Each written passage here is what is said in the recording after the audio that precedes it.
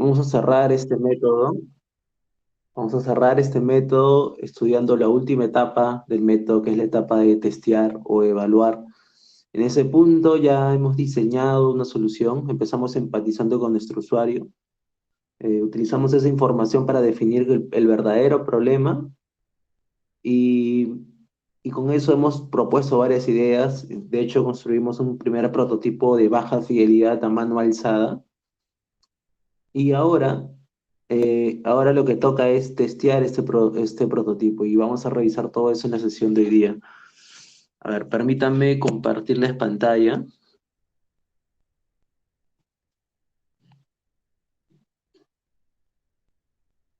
A ver. Elisa, ¿me avisa si se puede ver la pantalla?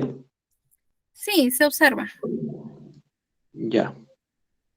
A ver, un segundo, déjame avanzar hasta la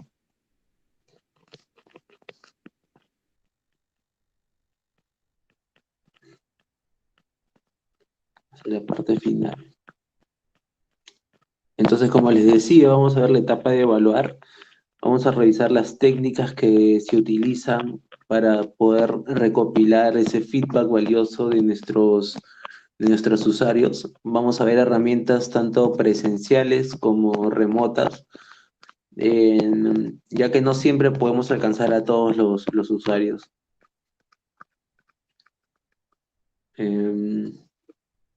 Un segundo, está más abajo.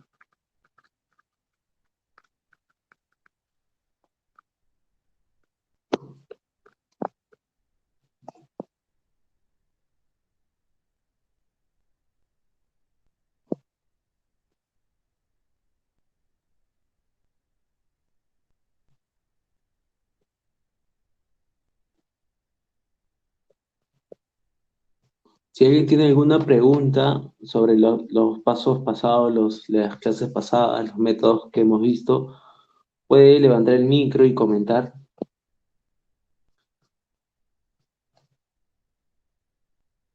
Y bueno, llegamos a la etapa 5. Esta es la agenda de la clase de hoy.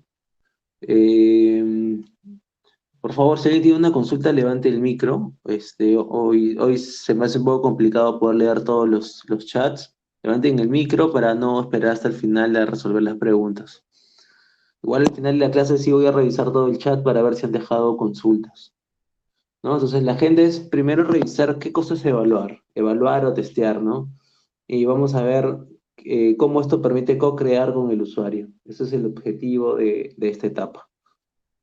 Y cuando decimos co-crear es que en realidad el usuario nos va a decir prácticamente qué es lo que desea, ¿no? Vamos a revisar algunas herramientas para hacer testeo. Hay varias herramientas de varios tipos y vamos a ver cuál usar en qué momento, dependiendo del tipo de producto que hayamos diseñado también. Eh, Hay algunas herramientas que se prestan mejor para un tipo de producto y otras digitales y otras para productos físicos, por ejemplo.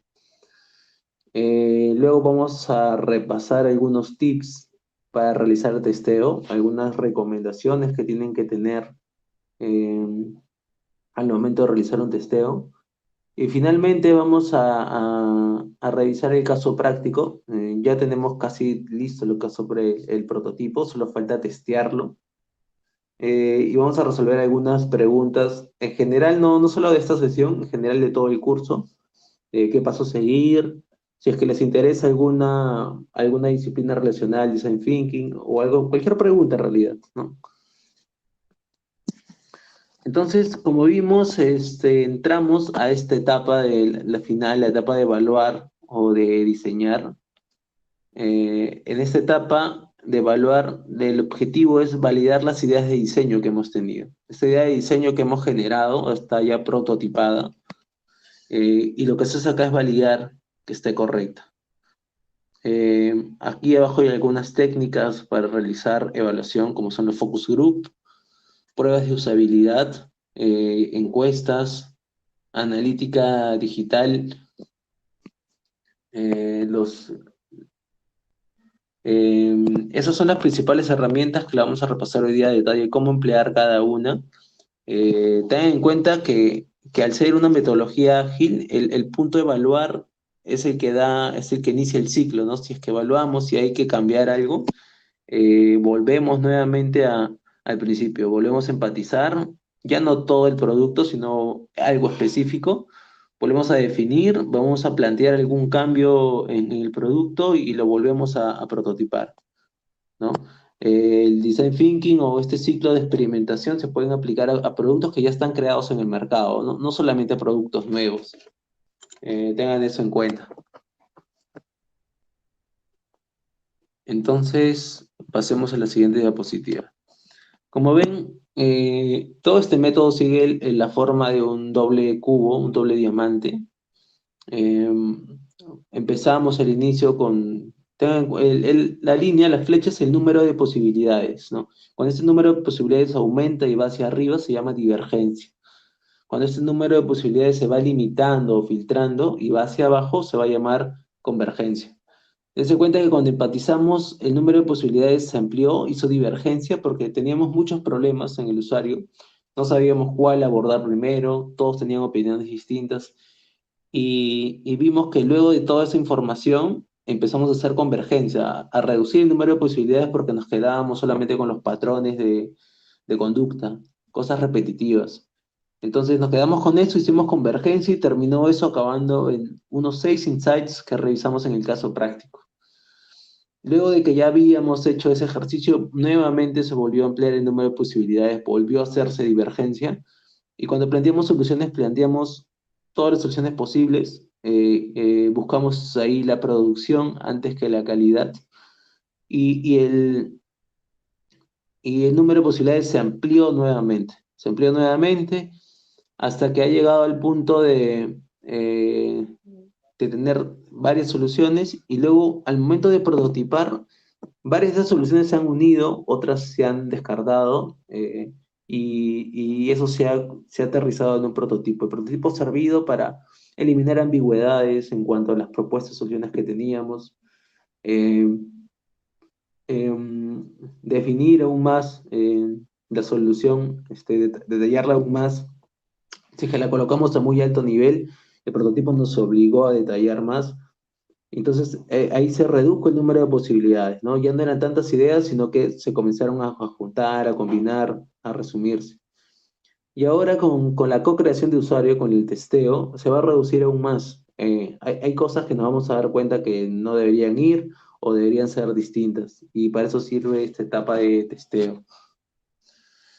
Entonces, evaluar.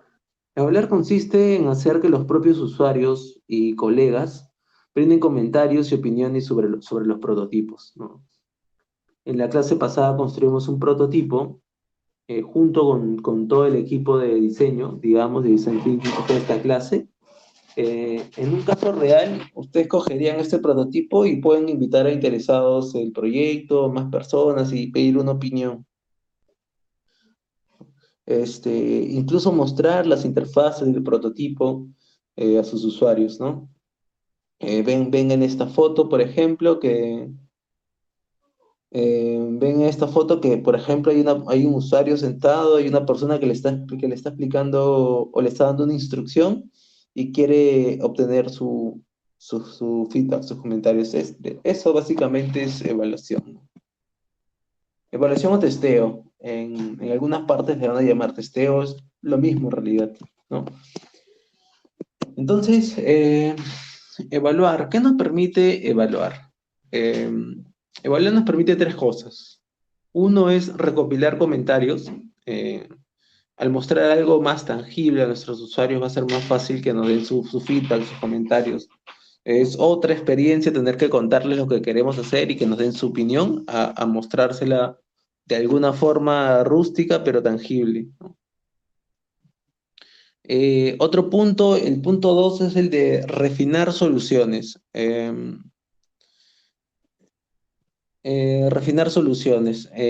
Al presentar un prototipo van a surgir alternativas de mejora que el mismo usuario te va a proponer. Entonces, directamente la pregunta es, ¿y tú cómo lo harías? Y eso nos va a abrir un mundo de posibilidades sobre cómo tenemos que reajustar nuestro prototipo. A veces ese reajuste va a ser grande, a veces pequeño. A veces habremos acertado de lleno y hay detalles que hay que cambiar y a veces hay que hacer un giro de 180 grados. Todo eso lo vamos a descubrir cuando testeamos el producto, ¿no? Eh, el punto 3, aprender más acerca de nuestros usuarios. Eh, Nosotros ya hemos hecho una etapa de empatizar, pero en la etapa de evaluar el prototipo, incluso vamos a aprender más del usuario, porque ya las preguntas van a ser un poco más cerradas, ya no van a ser preguntas abiertas como en un principio lo fueron, ya sabemos específicamente a qué vamos. Entonces, cuando yo les mostraba el inicio dentro de las técnicas de empatizar, veíamos que empezamos con una técnica abstracta porque no sabíamos qué preguntar, que eran las entrevistas a profundidad. Y veíamos que a la derecha, en más concreto, teníamos la técnica de testear MVP. Y eso es lo que vamos a hacer ahora. Es una técnica más concreta porque las preguntas ya no son abiertas. Las preguntas son bastante específicas sobre qué queremos validar, qué es lo que está en cuestión, qué queremos preguntar. Eh, entonces, el resultado es aprender más acerca de nuestros usuarios, ¿no? Eh, Pasamos a la siguiente diapositiva. Se trata de co-creación con el usuario.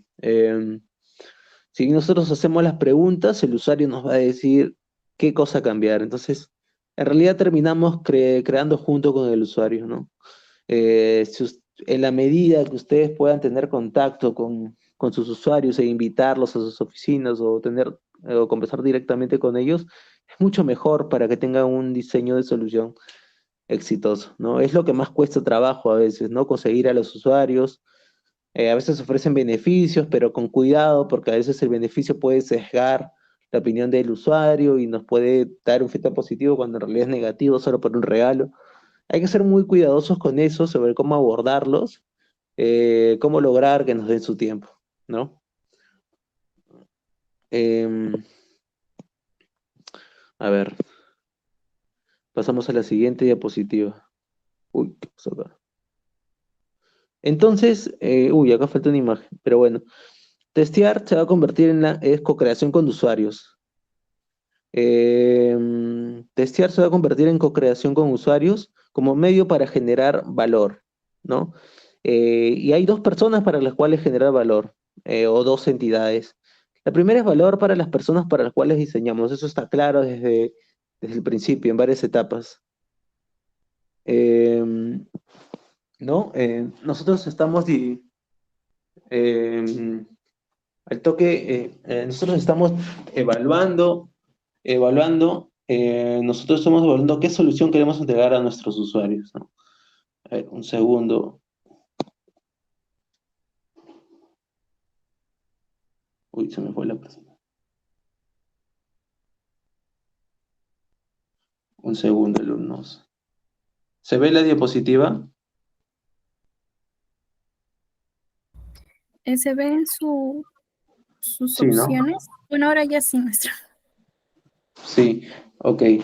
Entonces, decíamos que era importante saber para quién estamos co-creando. Entonces, si bien queríamos crear valor para las personas para las cuales diseñamos, eh, también hay que tener en cuenta que esto tiene que generar valor para las empresas, un éxito para las organizaciones, ¿no? Veíamos en un gráfico anterior, como se muestra aquí, que empezábamos por aquí, porque el producto que diseñamos sea deseable para los usuarios, pero que al mismo tiempo tiene que ser luego un negocio viable para una empresa para que este producto finalmente tenga éxito y que tecnológicamente sea factible. Entonces, si bien empezamos por validar y estar seguros de que es deseado por un usuario, tenemos que también asegurarnos de que cumpla con esos otros dos requisitos, que sea viable de negocio y factible desde el lado tecnológico. Eh, entonces, quiero darles un ejercicio. Piensen en el producto que vimos en la clase anterior, ¿no? Vimos que teníamos un producto de un aplicativo, ¿no? Piensen cómo podríamos monetizar ese aplicativo, por suscripción, podríamos emplear, podríamos emplear tal vez otro método. ¿Cómo podríamos monetizar? Es una tarea difícil porque muchos aplicativos no saben cómo monetizar, ¿no? A veces por suscripción, por pago, algunas funcionalidades tienen pago, otras no. Este aplicativo donde se registra la gente para inscribirse en actividades deportivas, ¿cómo podríamos monetizarlo? Vamos a dejar 5 minutos para que propongan sus ideas en el chat o las comenten.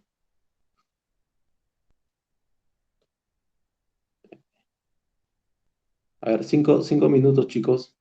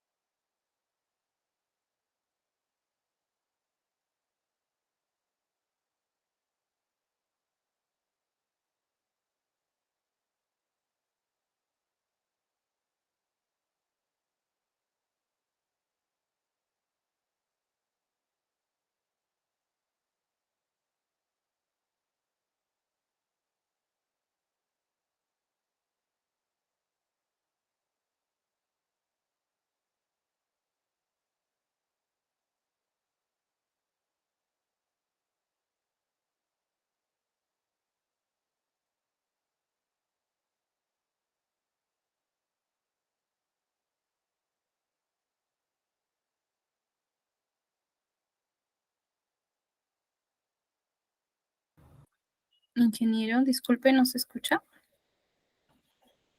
Creo que no hay participación.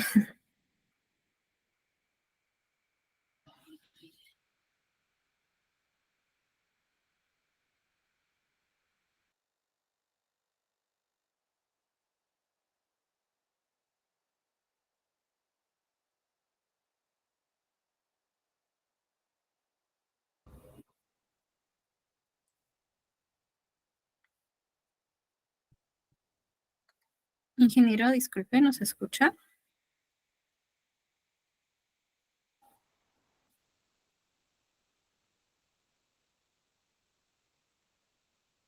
¿Me escuchas, Elizabeth? ¿Me escucha, Elizabeth?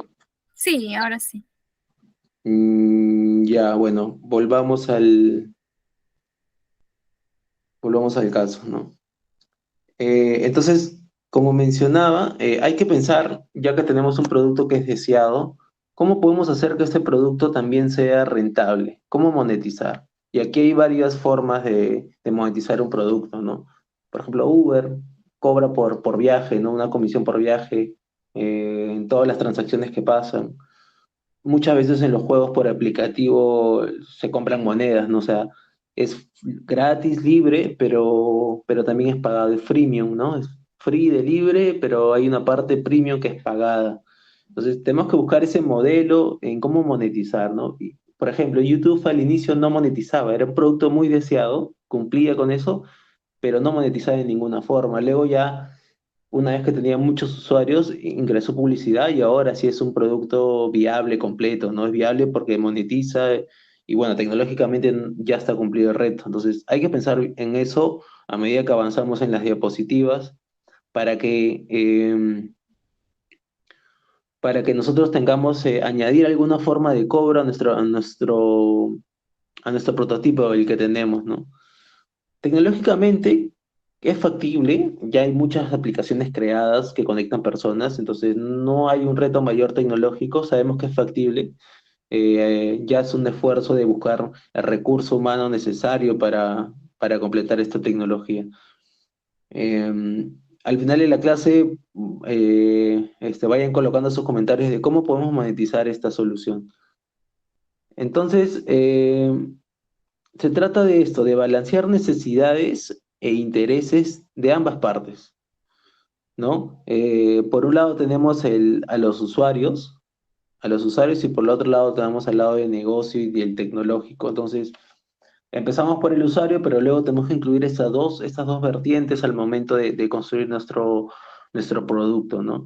Entonces, al momento de testear, nosotros cuando testeemos el producto, ya sabemos que le interesa el producto, pero tenemos que ver si está dispuesto a pagarlo. Esa es la parte del negocio, ¿no? Ver si está dispuesto a pagarlo. También tenemos que testear que funcione tecnológicamente, ver cómo funciona este prototipo colocado en una interfaz, ¿no? Y, y a lo que voy es, el diseño en ausencia de contenido no es diseño, es decoración. Eh, el diseño en ausencia de contenido no es diseño, es solo decoración. Entonces, no es solamente la parte visual, es lo menos importante que estamos diseñando. Nosotros, si bien utilizamos pensamiento de diseño como una metodología, un marco que hemos cogido de los diseñadores gráficos al momento de crear arte gráfico, cuando nosotros usamos esta metodología, usamos para diseñar soluciones, no contenido visual, generar soluciones. Entonces, un aplicativo puede ser muy bonito, con los mejores colores, pero si no está diseñado para aliviar una solución en específico, no, no no tiene caso, ¿no? No es un buen producto, no ha sido bien diseñado. Entonces, si un producto no es usado o si su usuario, si su cliente no, disculpa, si su usuario o su cliente no, eh, si su usuario y su cliente no sabe cómo usar un producto, no lo descarga, en realidad la culpa es la persona que los diseñó. Ahí está el error y hay que revisar nuevamente la empatía y todo el proceso, ¿no? Como conclusión, el diseño es más que ausencia, más que la parte visual, el diseño tiene que ver con que responde a a una necesidad. ¿Y por qué evaluar, no? ¿Por qué debemos evaluar? Uno es porque ayuda a refinar tus prototipos y soluciones. Eh, a medida que nosotros vamos a prototipar y evaluar, vamos a entregar primero un prototipo de baja fidelidad. Cuando ya validemos la necesidad, que es lo primero que se valida, tal vez vamos a incluir otras funcionalidades, ¿no? Entonces, el prototipo va a ir evolucionando en cuanto a su fidelidad, ¿no? Vamos a empezar eh, con con unos trazos alto nivel, un dibujo de las interfaces, lo que queremos. Luego este prototipo va a evolucionar a un wireframe que es como la estructura del aplicativo, es la estructura del aplicativo, qué debe ir, dónde y cómo. Eh, y eso va a evolucionar luego a un mockup. Un mockup es el wireframe con diseño gráfico, con colores, con ilustraciones. Esa es el tercer nivel de fidelidad. Y el siguiente ya es la construcción de la versión más resumida del prototipo, el MVP, ¿no? Entonces, ten esto en cuenta. El orden es este, es alto nivel, dibujos de interfaces, pasamos a wireframe, que es ya la estructura, pasamos luego a mockups, que es con colores, con diseño, y pasamos finalmente al MVP, que es un producto mínimo viable ya funcional que ya se puede utilizar. Entonces, cada vez que evoluciona nuestro prototipo, vamos a ir validando cosas, ¿no? Lo primero es la necesidad, que la gente esté dispuesta a pagar por ellos. Después vamos a validar funcionalidades. Van a haber unas funcionalidades que van a quedar, otras que no. Hay que borrarlas o hay que cambiarlas y eso nos va a decir el feedback del público, ¿no? Luego vamos a validar en los mockups que ya tienen color, diseño, vamos a validar cuáles son los diseños correctos, si tiene usabilidad, si el usuario se demora mucho en hacer un objetivo en el aplicativo, o si se demora mucho, si no entiende cómo funciona, eso se valida con los mockups. Y finalmente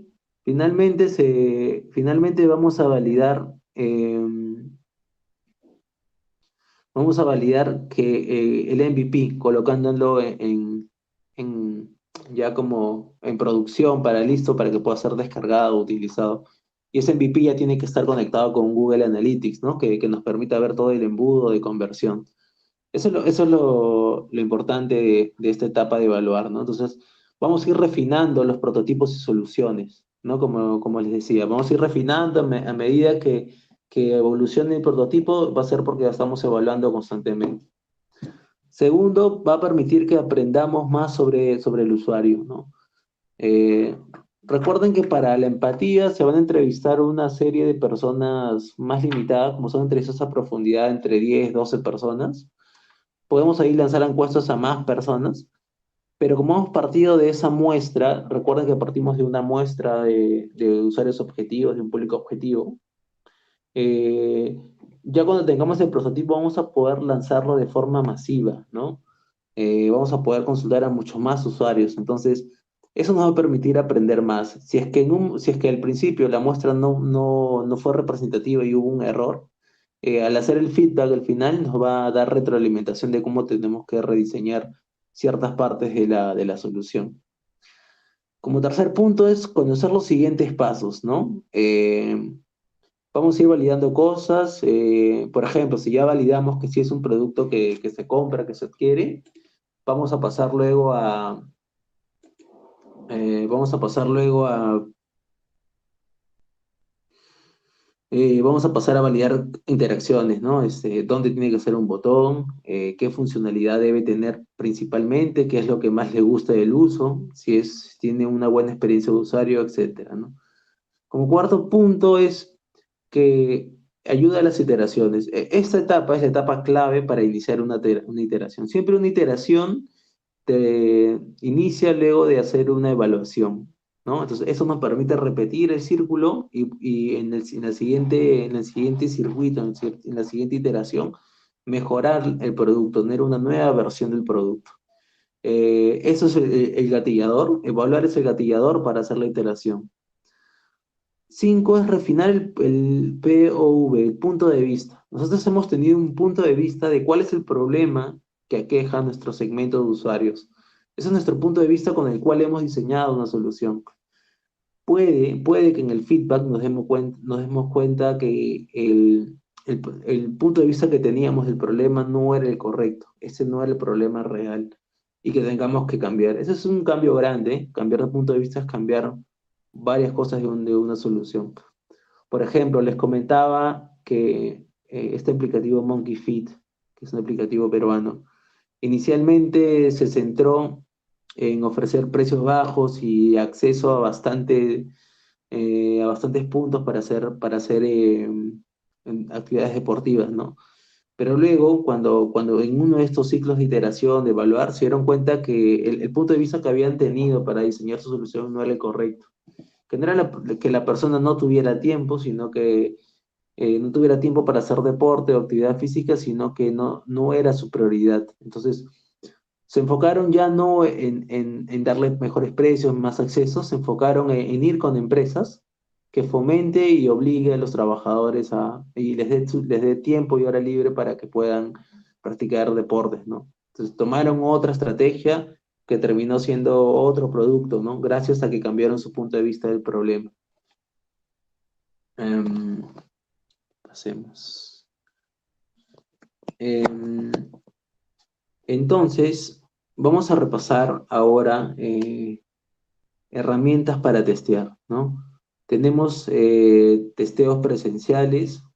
em, digamos que ya tenemos, ya una vez que tengamos el prototipo, una de las técnicas que podemos hacer es armar sesiones individuales con dos o tres usuarios, ¿no?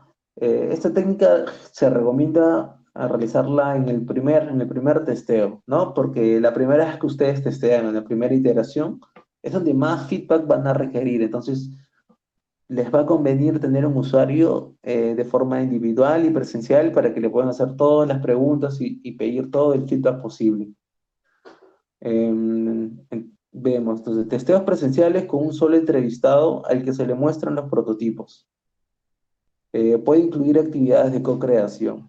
Y la pregunta clave es, ¿cómo lo hubieras diseñado tú? ¿No?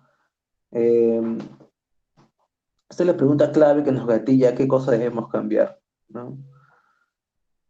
Eh, Se recomiendan entre dos a tres sesiones individuales. Si hay un consenso entre los cambios que deben realizarse entre esas tres personas, se ejecuta. Y todo cambio es sujeto a votación de todo el equipo de diseño. Recuerden que la recomendación fue que sean equipos impares, porque en este tipo de decisiones ayuda a que sean impares para elegir una de las opciones, ¿no? Entonces, antes de hacer el cambio, de aplicar el feedback, hay que someter la decisión de todos los cambios a votación para que tomen una decisión. Eh, la siguiente herramienta son los focus group. Eh, los focus group es una técnica cualitativa para estudiar las opiniones o actitudes de un grupo de personas, conformado entre 3 a 12 personas. Es, por aquí alguien comentó en las primeras clases que había hecho un focus group, ¿no? Con un grupo de personas que adquirían productos agrícolas, ¿no? Un focus group es una sesión grupal, ya no es como la anterior herramienta, es una sesión grupal. Eh, Se recomienda hacerlo después ya de la sesión individual, porque la sesión individual nos va a abrir la mente para saber qué preguntar. En un focus group se hacen preguntas concretas. Entonces, hacen preguntas concretas y entonces si no llegamos con contexto a este focus group, no vamos a saber qué preguntar, el foco del tema se va a perder. Entonces, es muy importante que aquí ya lleguen con una pauta, una estructura de las preguntas que van a hacer en el focus group. Suelen durar alrededor de una hora. No sé si alguna vez les ha llegado una invitación para hacer un focus group. Normalmente se ofrece algún producto gratis o algo para que la gente vaya. Se le ofrece la movilidad en el taxi. Es una técnica cualitativa para estudiar las opiniones o actitudes de un grupo de personas. Está conformado entre 3 a 12 personas, ¿no? A ver. Y recomendaciones clave. Un moderador será el encargado de dirigir la entrevista y hacer las preguntas. Claro, en cada focus group va a haber una persona del equipo que va a asumir el rol de moderador. Solo es una persona, no puede ser más de una. No es recomendable. Esta persona tiene que preparar la pauta de la entrevista, la estructura de la entrevista y tiene que hacer preguntas a todos los miembros, ¿no? Esas preguntas ya tienen que estar predefinidas antes de... El principal reto de un focus group, al ser tantas personas, como han visto hasta 12 personas, que es un grupo grande, es mantener la conversación enfocada. Es muy difícil, siendo tantas personas que se desvíen de lo que realmente quieres saber. Entonces, es el trabajo del moderador enfocar al grupo en el tema puntual que quiere investigar. Entonces, el moderador asume ese trabajo, tiene que tener esa habilidad Y algo que le ayuda es tener ya las preguntas hechas, ¿no? Ir preparado a la entrevista. Luego, se trata también de crear un ambiente relajado e informal, que brinde la comodidad a la dinámica con participación libre de comentarios o opiniones. Como les decía, como les decía, un buen entrevistador va a hacer sentir cómodo a su entrevistado para que pueda relajarse y dar información que tal vez no quiere compartir. El mejor entrevistador es el que logra abrir a sus entrevistados en el sentido en que pueden expresar libremente sus opiniones, ¿no? Entonces, para esto hay que crear un ambiente relajado e informal, eso también es trabajo del moderador, ¿no? Que la persona no se sienta comprometida, que por estar yendo a un focus group y recibir algo, tiene que dar comentarios positivos. Tiene que entender eso bien para evitar sesgos, malos datos, mal feedback, mala información.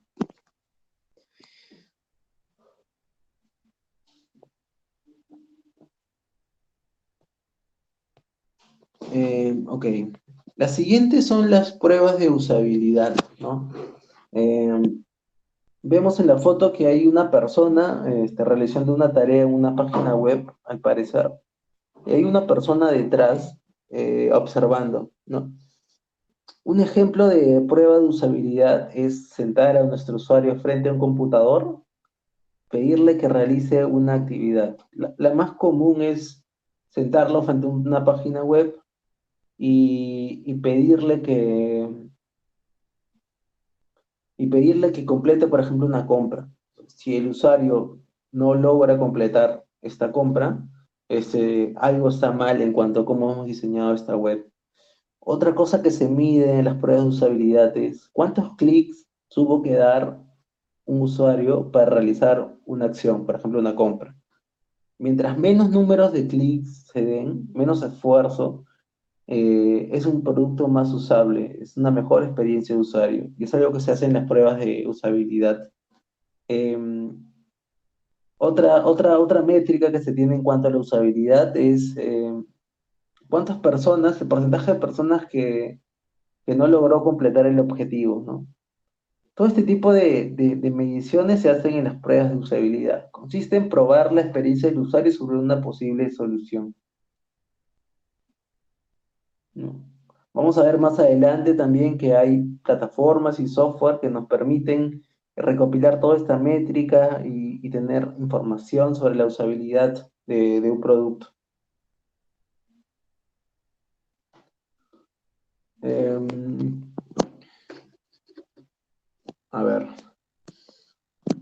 varios usuarios deben realizar tareas típicas con los prototipos para posteriormente consultarles sobre la usabilidad, plantearles objetivos de uso.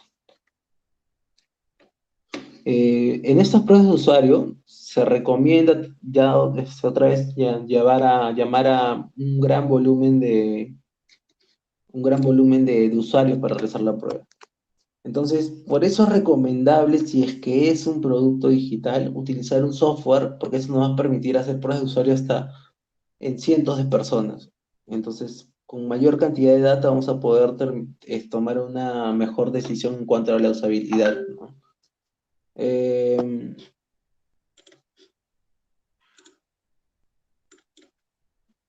entonces, vamos a ver más adelante qué plataformas hay para organizar pruebas de usabilidad masivas. Si tienen un producto en físico tangible, no hay de otra que llamar a los usuarios a interactuar con su prototipo físico, ¿no? El testeo, el A/B test o el testeo ABC, eh, consiste en tener dos alternativas, ¿no? Eso se aplica ya luego de haber validado necesidad o intención de compra. Consiste en lanzar dos versiones de un mismo producto para determinar cuál producto es más exitoso. Entonces, vamos a lanzar los dos productos. Aquel que tenga mejores resultados es el ganador y es el rumbo que tienen que tomar nuestros productos, ¿no? Para hacer esto es porque nosotros tenemos que tener ya dos alternativas, por eso es que está en este orden, por eso es que previamente se usó pruebas de usabilidad, entrevistas individuales, un focus group, porque aquí ya tenemos que plantear un cambio. Entonces, para plantear este cambio hay que hacer un poco de análisis anterior, un poco de testeo, y acá es para validar la decisión antes de tomarla, ¿no? La descripción es, crea dos prototipos distintos para testear cuál es el más valorado por los usuarios y recibir un feedback de cada opción, ¿no? Como les decía, aquí ya tenemos que plantear soluciones. El equipo ya hizo un primer feedback, tiene dos opciones y no se decide, digamos que hay un empate, ¿no? Si es que es un equipo par, o si es que es muy difícil de elegir uno por otro. Entonces, lo que hacen es lanzar las dos opciones y la más exitosa es la ganadora. Por ejemplo, en todo e-commerce, en toda página de compras, lo que se busca es la conversión, ¿no? En el funnel de compra, lo más importante para cualquier e-commerce es que finalmente todo el tráfico que llega a todas las personas terminen comprando. Entonces, mientras mejor sea el ratio de conversión, el porcentaje de personas que ingresan y compran, más exitosa va a ser una web de e-commerce. Y las causas pueden ser muchas, ahí se pueden hacer hipótesis, ¿no? Puedes decir, la gente no compra porque la pasarela de pagos no le parece segura, por ahí le faltó el candado o se vio muy informal y se arrepintió de comprar. Podemos decir que los productos no se muestran en la primera pantalla, es otra hipótesis. Podemos asumir también de que, digamos que los productos más novedosos no están tan cerca de la vista del usuario. Entonces lo que hacemos es lanzar dos versiones de la misma página web. Por un mes registramos junto con Google Analytics cuál es el ratio de conversión de cada página web. La que tenga el mejor ratio de conversión va a ser la ganadora. Eso es un testeo A&B, un testeo A/B. Tener dos opciones, ponerle un indicador a cada opción y la que logre un mejor ratio o indicador es la ganadora.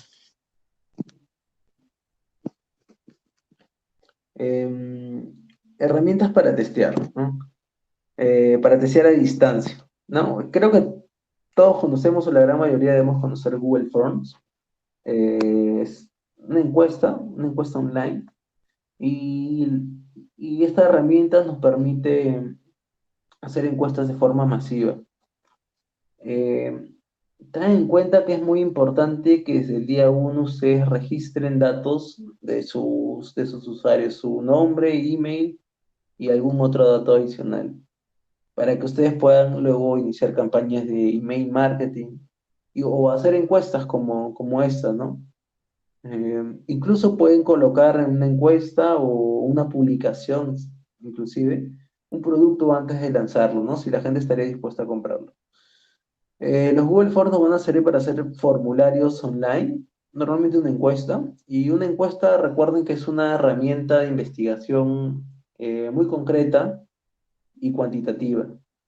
Significa que nosotros ya sabemos qué preguntar y que los resultados van a ser numéricos. Entonces, para hacer una encuesta, nosotros ya hemos tenido que hacer una investigación previa, unos testeos previos antes de llegar a esto, llegar con unas cuantas opciones y simplemente queremos el número de cuál es la más exitosa, ¿no? A ver, la descripción es, podemos utilizar formularios online para compartir con nuestros usuarios. La información es recolectada y organizada por soluciones como Google Forms. Sí, si han probado Google Forms, eso les arroja métricas en tiempo real de cómo van votando sus usuarios. Es muy fácil de usar. Em, otra herramienta es, otra herramienta es el user de a distancia, es el user testing. Esta es la plataforma que les comentaba en diapositivas anteriores. El user testing es un software para realizar pruebas de usabilidad a distancia. Eh, tiene costo, hay una versión, tiene un modelo freemium, hay partes que son gratuitas, pero en cierto punto ciertas funcionalidades son bajo costo, bajo suscripción. Pruébenla, el link está aquí, es usertesting.com. Literalmente la conectas a tu página web, a tu producto, sea un aplicativo o una página web. Lo conectas, estableces el objetivo que quieres testear y esto va a recolectar métricas. Literalmente puede registrar métricas desde si movió o no el mouse, si hizo clic o no, si cerró la página, cuánto tiempo estuvo en una página, en qué página permaneció mayor tiempo, con más atención, si movió la rueda del mouse. Recuerden que todo eso son eventos y todo eso es registrado por Google Analytics. El navegador es un aplicativo de computador que registra hasta el movimiento más mínimo del mouse, las teclas que presionamos, todo es registrado y esa data, esa analítica tan grande, la utiliza esta plataforma User Testing para hacer las pruebas de usabilidad. User Testing es un software para realizar pruebas de usabilidad a distancia. Brinda resultados y métricas de modo instantáneo, ¿no? Recomendado para testear soluciones digitales especialmente. Y ahora quiero colocarles un ejemplo eh, de cómo testear, cómo validar nuestro producto. Aquí hay dos aplicativos, Tinder, que es un aplicativo de citas, y Ideame, que es un aplicativo de crowdfunding en Latinoamérica, ¿no? Para ponerlos en contexto, eh, crowdfunding, crowdfunding significa recolectar fondos de de muchas personas, ¿no? Las empresas van cuando requieren capital para invertir, las startups cuando requieren inversión y no encuentran un inversor, algunas se inscriben en plataformas de crowdfunding, donde cientos o miles de personas colocan un monto menor y en consecuencia suman una suma representativa suman un monto representativo que se otorga a cierta empresa para que, para que esta empresa lo utilice como capital de inversión. A cambio, la empresa otorga acciones de forma masiva a todas las personas que han invertido. Literalmente entras a esta página, a este sitio web, ves todas las iniciativas como inversor y decides cuál es atractiva para ti. Si es atractiva, tú decides invertir, no sé, $1.000 y obtienes un pequeño porcentaje de las acciones de esa empresa, ¿no? Es una forma como las startups recaudan fondos, ¿no? Entonces, el ejercicio consiste en que ustedes se pongan a pensar cómo estas empresas hicieron para validar que su producto era exitoso antes de construirlo. Por ejemplo, ¿cómo validar que Tinder es exitoso sin ni siquiera construirlo, ¿no? Alguna forma, algún medio de validar sin ni siquiera crear el aplicativo. Igual es con Ideame, ¿no? ¿Cómo validar que va a tener éxito un producto antes de construirlo, ¿no? Les voy a dar 2 minutos para que piensen sobre el caso y si saben cómo lo han hecho, cómo se podría hacer, lo comentan en el chat o abren el micrófono. 2 minutos.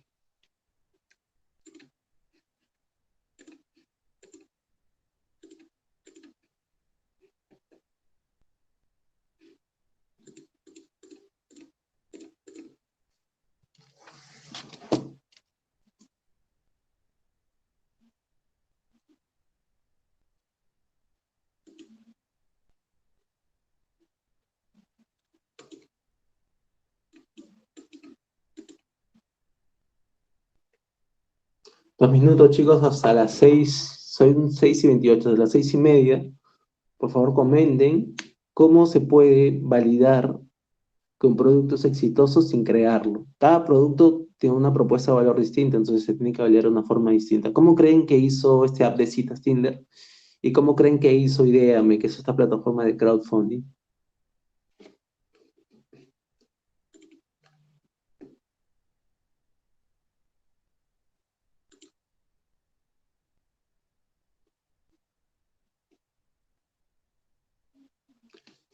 Pueden también pensar bueno, ya hubo una tarea previa de cómo monetizarían el aplicativo que que estuvimos creando en clase de las actividades deportivas para las personas, ¿no? Piensen también cómo se monetizaría y también piensen ahora cómo podríamos probar ese prototipo sin construirlo. ¿Cómo podríamos validarlo en el campo con personas reales, si están dispuestas a comprarlas o no, sin construirlo?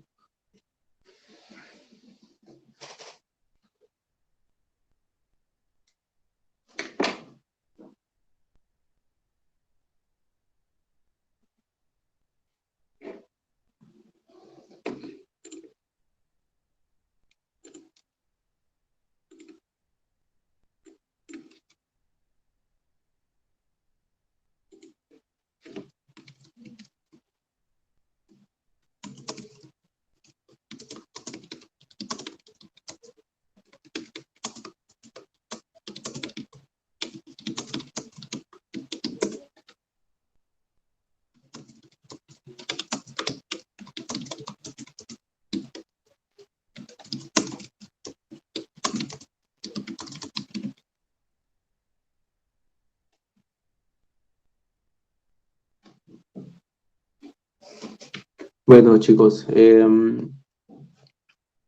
a ver, vamos a ver si alguien ha comentado.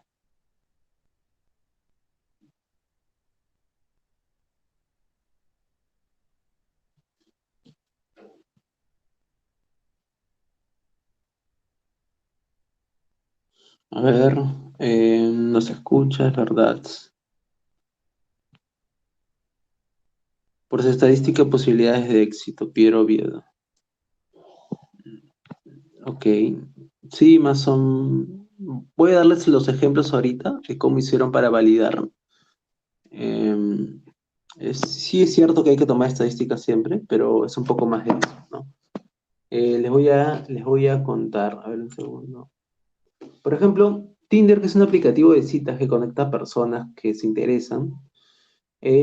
Antes de construir toda esta plataforma y conectar personas que era muy costoso, o es en canal costoso hacer un aplicativo, lo que hizo es crear el aplicativo y publicarlo en Play Store de forma sin ningún contenido. Eh, entonces, lo que hicieron fue armar una fiesta en un pequeño lugar, en una localidad. Solamente lanzaron el producto en esa localidad, lo limitaron geográficamente a esa localidad y armaron una fiesta exclusiva a la cual solamente se podía ingresar si habían descargado el aplicativo, si se habían registrado. Entonces, notaron de que al ofrecer esto las personas se interesaban y lograron obtener cientos de personas en una fiesta solamente con el aplicativo. Ahí validaron que las personas sí estaban interesadas en conocer otras personas, ¿no? Eh, y lo validaron con el aplicativo. Entonces validaron esa necesidad real de que sí hay interés de conocer de forma remota personas nuevas. Y una vez validado esto con una fiesta random de personas que no se conocían, decidieron ya crear el aplicativo, ¿no?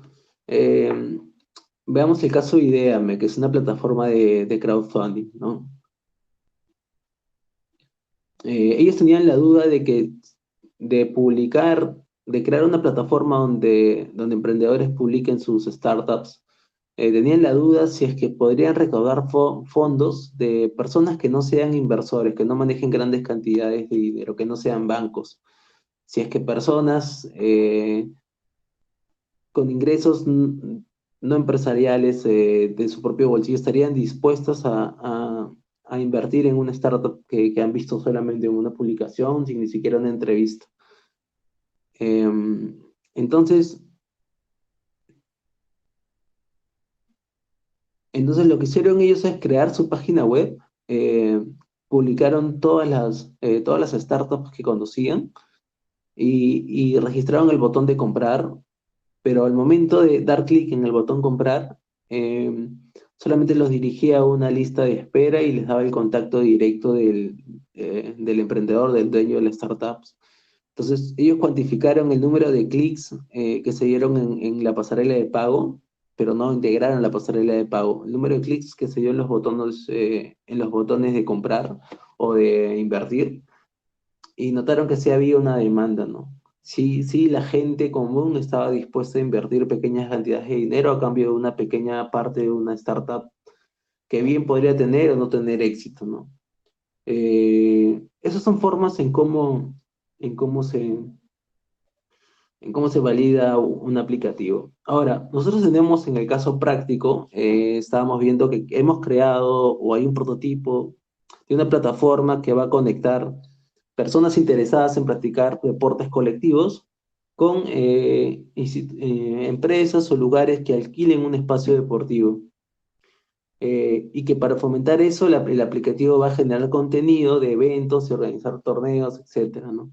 Entonces, la pregunta aquí y lo primero que se valida es, ¿las personas están dispuestas a contratar un espacio deportivo, a trabajar con gente extraña? Perdón, a practicar deporte con gente que no conoce? ¿O es que siempre tiene que ir al menos con una persona conocida? ¿Qué tipo de perfiles habrán en ese aplicativo, no? ¿Van a crearse más eventos cerrados de solamente entrar con código de personas conocidas o va a escribirse la gente a eventos a eventos abiertos donde puedes formar equipo con personas que no conoces.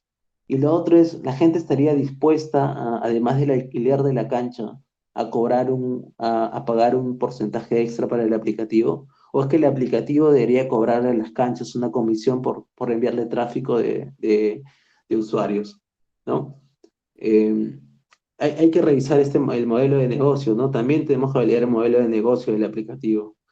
Eh, entonces, una forma de validarlo podría ser, igual que hizo Ideame, lanzar el aplicativo, ver cuántos registrados hay en las primeras semanas y podemos lanzarlo de forma geográfica, ¿no? Ya que está dirigido a personas de ciudad, podríamos hacer un testeo A/B y lanzar el aplicativo en, digamos que Lima tradicional y luego tal vez en uno de los conos de Lima, ¿no? Para ver si funciona distinto, ¿no? ¿Qué condiciones hay distintas? Eh, Eso podría ser una forma de testear nuestro prototipo, ¿no? Entonces, a lo que voy es que puedes saber si alguien pagaría, adquiriría tu producto aún antes de producirlo. Esa es la clave del testeo, ¿no? Lo más potente de testear es eso. Em, em, a ver, vamos a ver. Esta práctica permite lanzar un producto al mercado sin riesgo y saber su potencial, ¿no? Ya no vas a perder toda tu inversión de haber creado el aplicativo desde cero, sí, sino que vas a ir paso a paso de ir testeando tu producto, ¿no? Es la tendencia en los negocios ahora hacerlo así. Sobre todo cuando hay mucha incertidumbre, ¿no? Sobre si un producto va a ser exitoso o no. Y cada vez es más fácil construir productos tecnológicos, ¿no? Creo que les comenté de las plataformas de bajo código, donde creas un aplicativo arrastrando elementos, ¿no? Antes había esto para solamente plataformas frontend, páginas web muy simples, pero ahora están apareciendo plataformas para crear esto en aplicativos completos, ¿no? Con bases de datos y todo. Eh, Les voy a dar el nombre. Hay dos plataformas que sirven para esto, que es Firebase, como fuego y base, Firebase de Google. Revísenlo. Esa es una. Y la otra, voy a revisar el nombre. Acá lo tengo. A ver.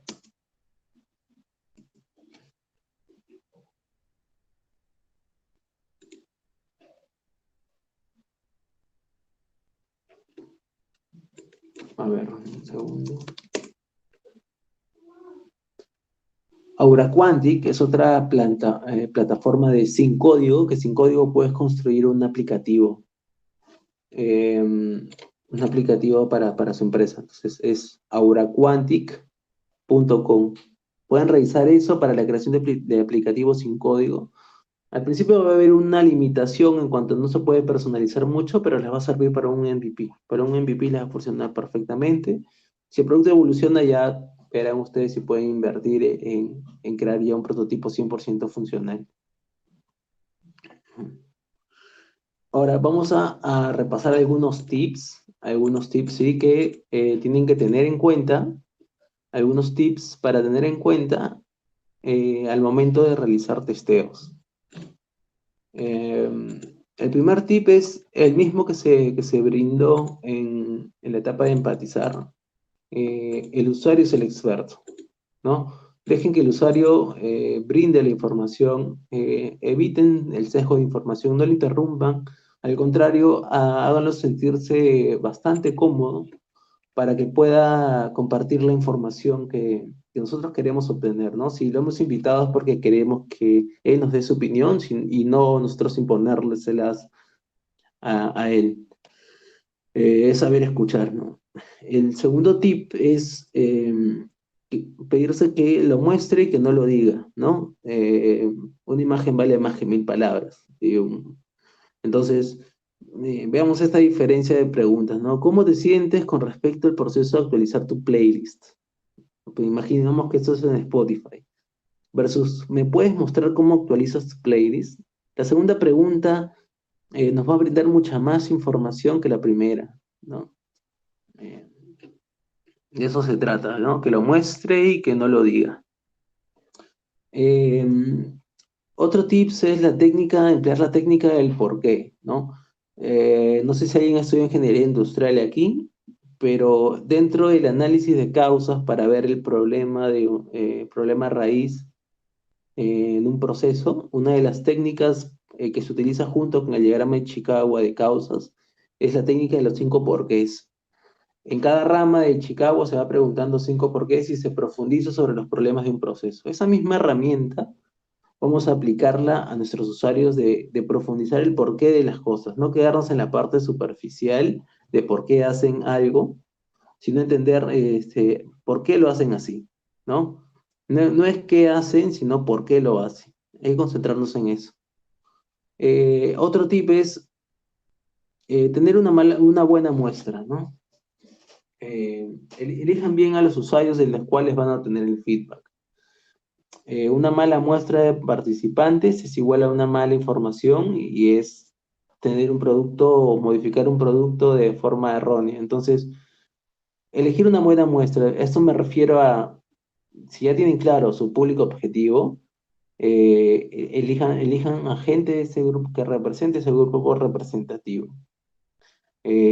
Traten de elegir varias personas para encontrar un patrón. No tomen decisiones a raíz de un solo usuario, sino asegúrense de que es un patrón o es compartido por todos los usuarios que están entrevistando.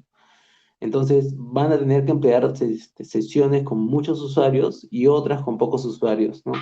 Las de muchos usuarios es para explorar los patrones y las de pocos es para ya coger algunos usuarios típicos de ese grupo y hacer preguntas concretas.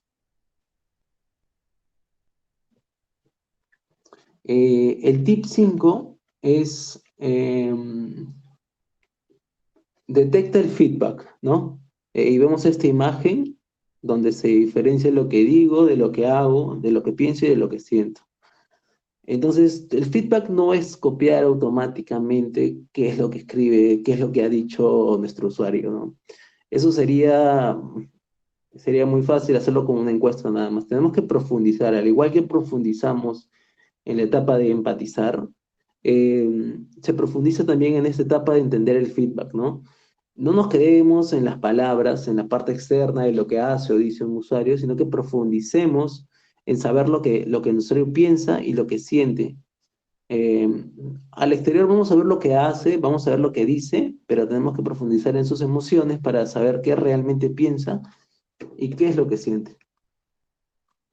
El paso 6 es documentar todo. Entonces, al momento de pedir feedback, nunca lo tiene que hacer una sola persona, porque una sola persona va a estar haciendo el rol de moderador o dirigiendo la entrevista como entrevistador y su foco de concentración va a ser ese, ¿no?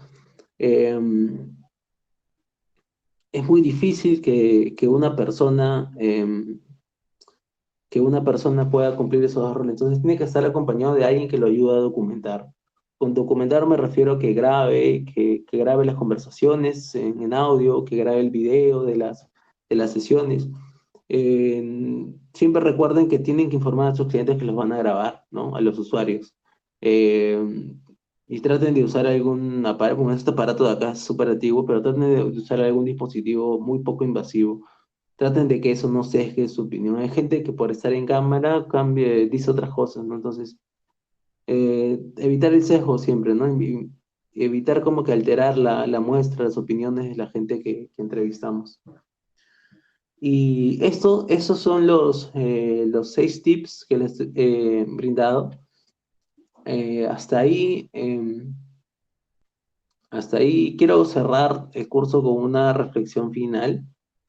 Veamos esta imagen, ¿no? A veces en la vida todo funciona bien y a veces ocurren imprevistos. No podemos controlar los imprevistos. La vida y el entorno y el mundo en el que vivimos hoy día nos va a sorprender con imprevistos. Lo importante es saber cómo reaccionar, ¿no? Transformando los problemas en oportunidades. Esta imagen, esto es la esencia de ser ágil, de ser una organización o una persona que practica la agilidad. El saber adaptarse y tomar los cambios como oportunidades, ¿no? Hasta aquí cierro el curso. Hasta aquí les he brindado todos los conocimientos que tengo en cuanto a cómo emplear el método del Design Thinking. No tengo nada más que enseñarles. Si aún así ustedes tienen algún emprendimiento o quieren crear algo nuevo, y los invito a hacerlo, arriesgarse porque no cuesta. Hemos visto que hay formas de hacerlo sin que cuesten demasiado. Utilicen este método y si tienen dudas pueden escribirme a mi correo personal o enviarme un correo y consultarme algo puntual. Yo les voy a responder en la medida de lo posible. Siempre en las noches me doy un tiempo para responder correos fuera de lo laboral y los puedo orientar un poco más sobre esto. Entonces, quiero dejar un espacio ahora para preguntas. Voy a estar revisando el chat para que hagan preguntas de cualquier tipo relacionadas a esta materia, ¿no? A ver, vamos a revisar el chat. ¿Qué preguntas tienen?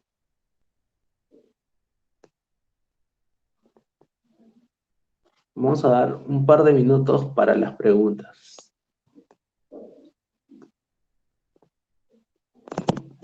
Un par de minutos.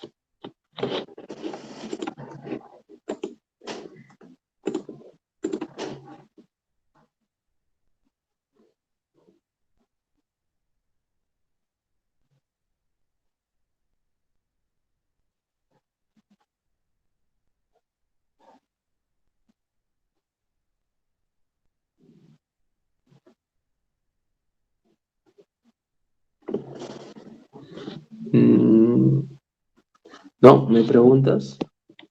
Entonces, alumnos, hasta ahí cerramos la clase. Ha sido un gusto dictarles, compartir todo lo que sé. Espero que les sea útil en su vida, en sus proyectos. Y hasta aquí me despido. Elizabeth, no sé si tienes algo que compartir con la clase en cuanto al certificado.